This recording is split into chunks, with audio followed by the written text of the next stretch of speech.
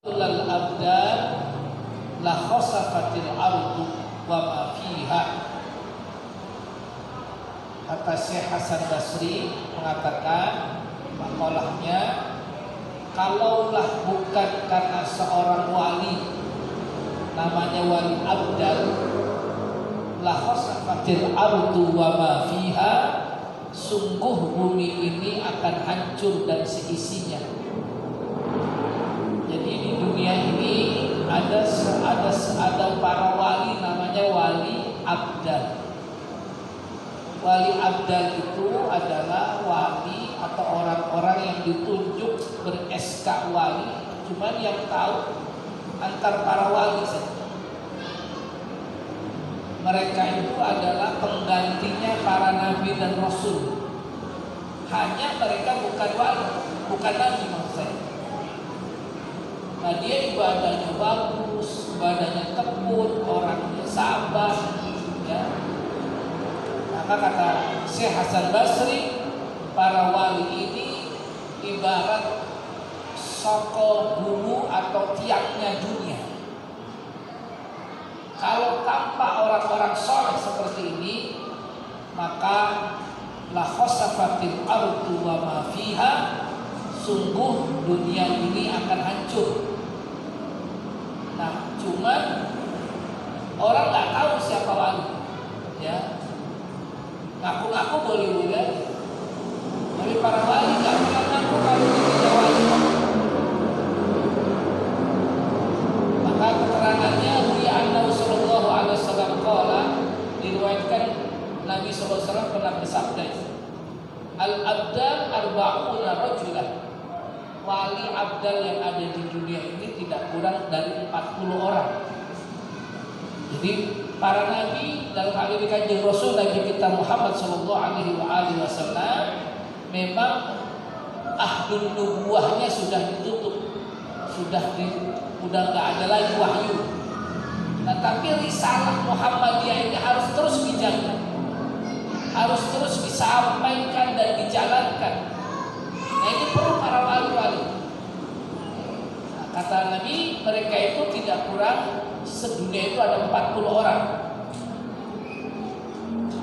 Lebih spesifikasinya, lebih khususnya Isnani wa Isruna di Syam, ada 22 di negeri Syam, wasamani asyar di Irak, dan 18 di Irak. Nah, yang di Irak ini yang sering kemana-mana, yang menyebarkan dakwah ke seluruh dunia, itu wali-wali abdal yang ada atau berawal dari Irak, sampai termasuk yang ke Indonesia ini, ya.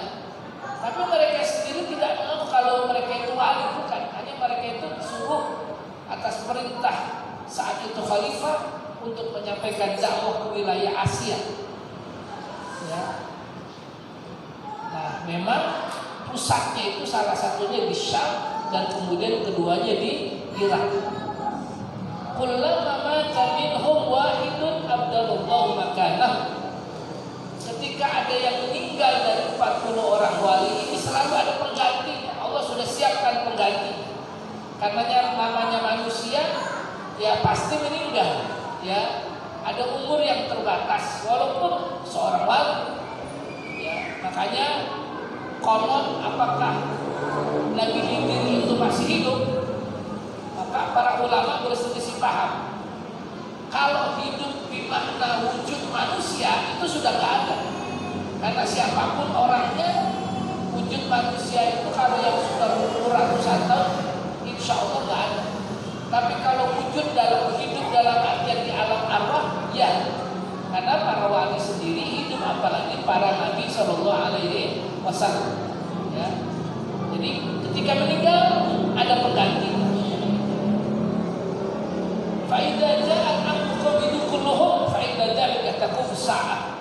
Kalau seandainya mau kiamat, nah baru kalau udah mau kiamat, maka para wali diambil semua ruhnya atau dimeninggalkan semua, karena berarti dia tugasnya sudah selesai, ruhnya meninggal, ruhnya dicabut, maka dunia nggak ada lagi yang jaga. Ketika dunia udah gak ada yang lagi yang jaga, akan terjadilah namanya kiamat. Nah, cuman kita nggak tahu siapa para wali, tapi ada namanya wali abdal. Ya, maka ya salah satu apakah indikasi terjadinya kiamat itu sekarang ini, wallahu a'lam. Tapi ketepatan sekarang ini banyak ulama yang meninggal, banyak kiai yang meninggal, itu satu indikasi, satu ciri, ya. Karena mendekati ulama, qabadallahu ruhul ulama, mendekati kiamat itu Allah cabut ruhnya para ulama. Tapi juga bukan karena COVID sekarang, bukan. Karena memang sudah dasarnya selesai. Kalau kita lihat dalam beberapa keterangan ya para ulama, para habib yang meninggal, rata-rata kan memang umurnya sudah cukup, ya. Ya mereka minimalnya 60 tahun dan lain-lain. Artinya meninggalnya bukan karena apa-apa, ya memang sudah waktunya sudah meninggal. Ketepatan sekarang, ya itu ketepatan saja. Tapi sekali lagi, ciri daripada datangnya ke hari kiamat itu kalau sudah banyaknya para ulama meninggal. Dan bisa jadi di antara para ulama itu adalah ada seorang wali yang memang kalau sebutan wali itu orangnya nggak terkenal sama sekali dia, ya. Orangnya diam, bahkan lebih banyak diamnya, tapi hatinya mancing ke Gusti Allah Subhanahu wa taala. Ini yang mahal, ya. Bahkan dalam beberapa keterangan menurut Syekh Ihsan Jampes, para wali itu yang disebut dengan wali abdal itu, dia doanya ya bagus, puasanya ya bagus, orangnya nggak pernah neko-neko, apalagi marah, apalagi benci sama orang, enggak.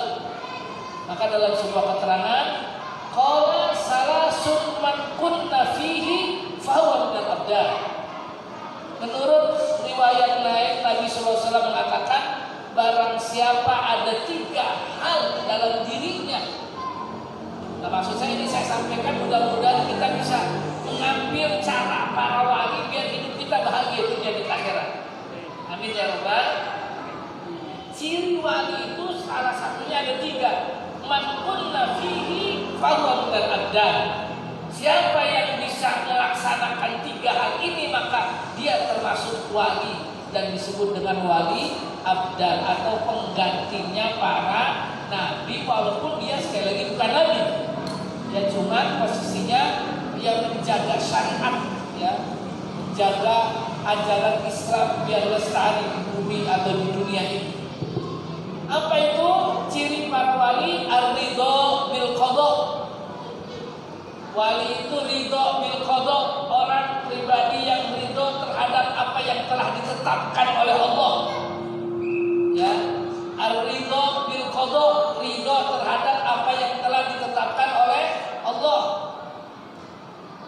Sekarang dunia diwabah penyakit, ya para wali ridho itu tenang, nggak gelisah, nggak takut, nggak menyebabkan lalu murung di rumah nggak ngapa-ngapain, jangan.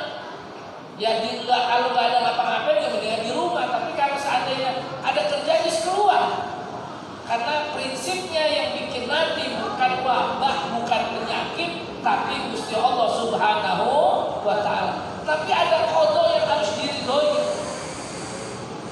Ridho bil qadha tidak berarti orang yang ridho terhadap ketetapan Allah berarti orang ini nggak takut, nggak gelisah, nggak risau, nggak khawatir. Toh semua sudah ditetapkan oleh Allah Subhanahu wa taala. Yang penting tetap melaksanakan aktivitas. Perkara pemerintah menganjurkan pakai masker boleh, cuci tangan boleh, pakai hand sanitizer boleh, apapun boleh silakan.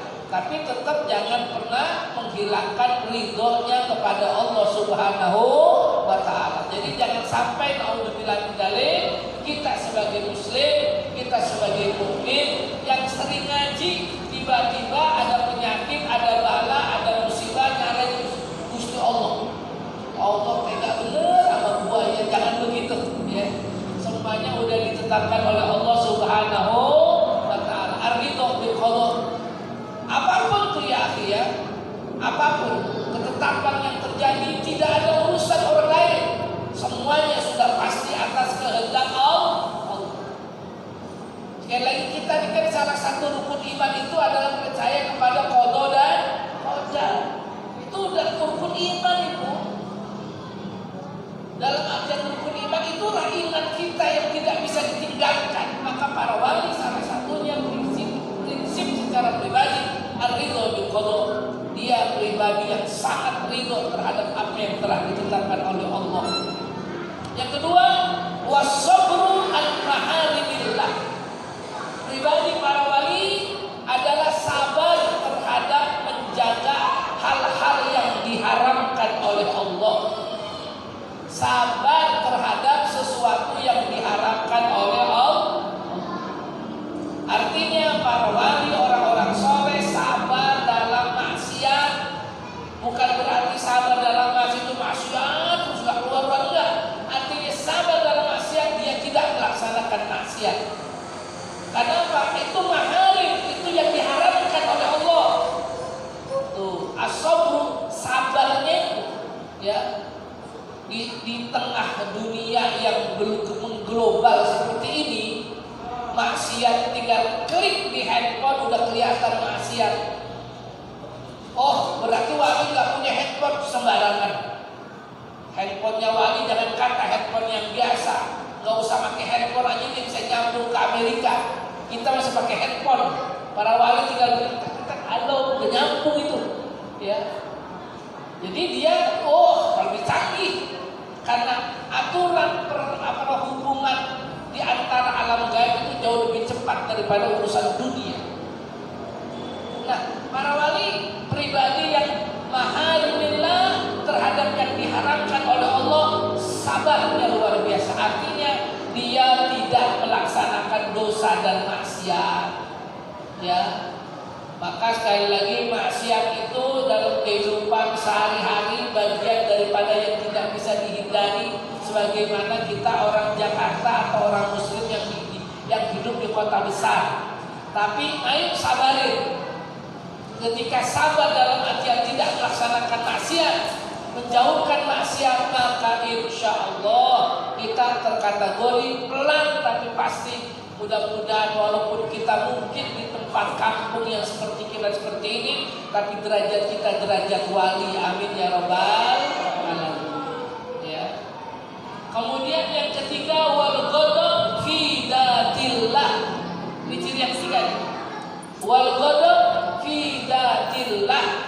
Para wali yang suka dia kalau perlu menegur orang boleh tegur. Saat dia melanggar hukum dia dengan Allah Subhanahu wa taala, hukum mereka dengan Allah. Jadi kalau ada orang yang melanggar hukum Allah, dia tegur. Kalau ada orang yang maksiat, dia tegur, enggak takut-takut. Maka berarti orang-orang tersebut terkategori wali. Karena dia enggak takut sama manusia, yang dia takutkan Allah Subhanahu wa taala. Nah, maka kata ulama Hasan Basri, laulal abdal la khasaratil abdu wa ma fiha. Seandainya tidak ada wali abdal, dunia ini bakal hancur. Naudzubillah. Nah, siapa lawannya para wali? Siapa lawannya orang soleh ini? Lawannya adalah setan dan iblis. Itu aja udah. Ya.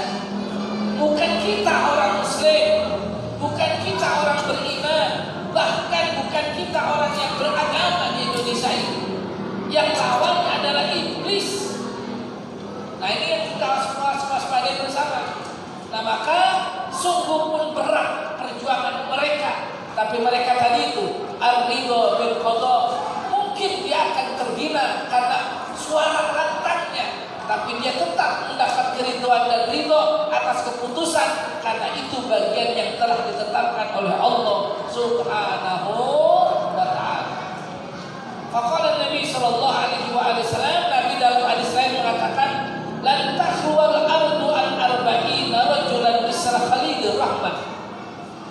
Kata Nabi, di bumi ini tidak akan pernah sepi daripada orang yang dicintai oleh Allah. Setiap lapisan bumi ini selalu ada hamba yang dicintai oleh Allah, yang pribadinya Khalilur Rahman, yang penuh kasih dan sayang.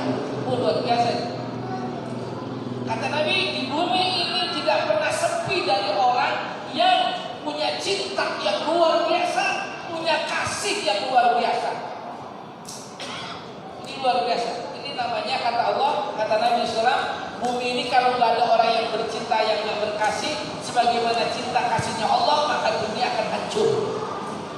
Naudzubillah min. Ini kata Nabi. Artinya para wali penuh cinta, penuh kasih. Walaupun kadang ini, mohon maaf, sekarang di tingkat dunia sedang sedang diselewengkan nih. Cinta kasih sedang diselewengkan. Ada seorang tokoh yang bernama Yahya dari Damaskus, dari Syria. Itu dihukum oleh pemerintah, tidak kurang hukumannya berapa? 1000 tahun. Nggak tahu. Dihukum 1000 tahun. Kenapa dihukum 1000 tahun? Dan artinya sudah pasti mati di penjara nih orang. Ketika dicek dan sebelum diputuskan hukuman 1000 tahun ini, ternyata orang ini punya aliran yang keblinger. Yang bilang ini harus kita waspadai bersama memang. Mudah-mudahan nggak pernah masuk aliran ini ke Indonesia. Salah satunya memang benar cinta kasih. Salah satunya benar alirannya cinta kasih, dan cinta kasih itu adalah aliran atau ajaran para wali, ajarannya para nabi Sallallahu Alaihi Wasallam. Tapi cinta kasihnya diselewengkan. Di orang pimpinannya namanya Yahya ini tidak kurang 1000 wanita sama dia bisa digauli gara-gara cinta kasihnya. Dahsyat, 1000 cewek kan kerjain sama dia. Ya, terutama gadis-gadis, mau nggak kamu masuk surga? Tuh maksudnya surga dunia kayak begitu kan? Akhirnya apa? Karena laporannya begitu banyak, ternyata dia bukan sekedar cinta kasih, tapi ada pemerkosaan, pemaksaan, bahkan ada penipuan. Akhirnya dia ditangkap. Salah satu yang memberatkan itu adalah aliran cinta kasih yang cenderung memerkosa para perempuan-perempuan yang belum dia cintai. Naudzubillah min. Tapi orang ini bukan orang bodoh hakikatnya. Oh, dia juga diperhitungkan di Syria itu. Tokoh ya, cuma sekarang dijatuhkan hukuman 1000 tahun, nggak tanggung tuh ya. Bukan lagi 2-30 tahun, tapi 1000 tahun. Artinya mati dalam penjara. Ya, bahasa lainnya seumur hidup. Ya. Tapi memang dia melihat dunia ini hakikatnya. Hakikatnya melihat dunia. Ada perang di sana sini, ada pembantaian di sana sini atas dasar agama. Kan dasar ya, perang pembantaian atas dasar agama. Naudzubillah min dzalik. Maka beliau cetuskan cinta kasih. Dilalanya udah bener cinta kasihnya, cuma diselewengkan yang hanya sebatas hukuman seks semata. Yang buat kita silakan saja hubungan seks, tapi buat umat Nabi Muhammad kan jangan lebih dari 4 kan begitu. Lebih jangan, kita nggak kuat urusan. Nah dia melanggar, jangankan 4, sekitar sampai 1000, wah luar biasa itu ya. Maka nggak tanggung akhirnya apa? Diberi hukuman 1000 tahun. Ya. Nah lanjut, kata Nabi, di dunia ini akan selalu ada orang yang penuh cinta kasih, yang sungguh tulus cinta kasihnya. Dia doain umat biar selamat, dia doain bangsa dan negara biar aman.